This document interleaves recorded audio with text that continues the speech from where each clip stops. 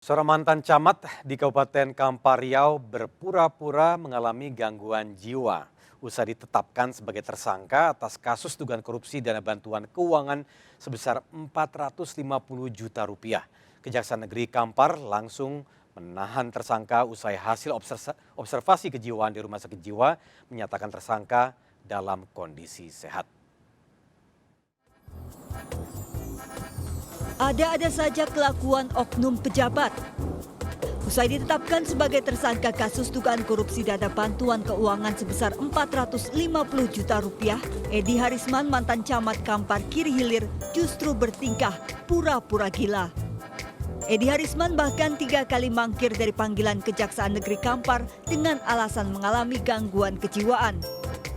Tak kehabisan akal penyidik yang curiga dengan sikap tersangka menjemput tersangka di rumahnya untuk menjalani observasi kejiwaan di Rumah Sakit Jiwa Tampan Pekanbaru Riau selama 12 hari.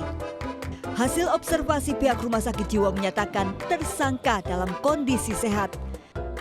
Tak pikir panjang, aparat pun langsung menangkap tersangka dan menggiring tersangka ke kantor Kejari Kampar guna menjalani pemeriksaan. Setelah menjalani pemeriksaan selama 3 jam, tersangka langsung ditahan. Kasus dugaan korupsi terjadi saat tersangka yang ketika itu menjabat sebagai camat di Kampar Kiri ditunjuk sebagai pejabat kepala desa Mentulik Oktober 2015 hingga Januari 2016. Saat itu desa Mentulik mendapat kucuran dana bantuan keuangan dari Pemprov Riau sebesar 500 juta rupiah. Namun alih-alih digunakan untuk pembangunan desa, dana justru dikuasai oleh tersangka.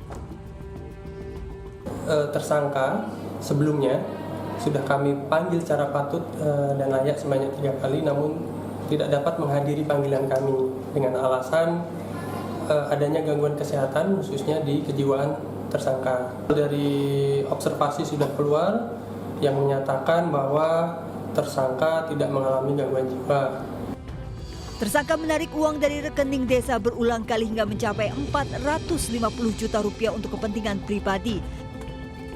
Tersangka kini dititipkan di sel tahanan Polres Kampar selama 20 hari ke depan sebelum diajukan ke pengadilan. Dari Kampar Riau, Indra Yossi Rizal, iNews melaporkan.